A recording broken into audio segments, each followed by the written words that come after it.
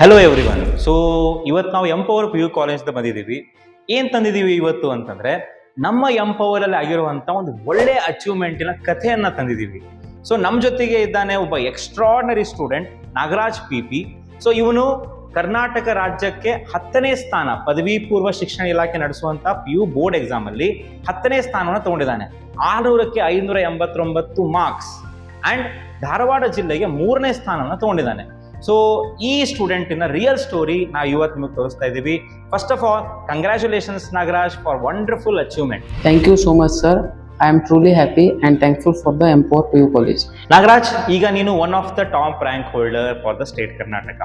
So ಹೇಗೆ ಅನಿಸ್ತಾ ಇದೆ ಈ ಅಚೀವ್ಮೆಂಟ್ ಇಂದ ನಿನಗೆ ಏನು ಫೀಲ್ ಆಗ್ತಾ ಇದೆ? ಅದ್ರ ಬಗ್ಗೆ ಸ್ವಲ್ಪ ನಮಗೆ ಶೇರ್ ಮಾಡ್ತೀಯಾ? It feels amazing.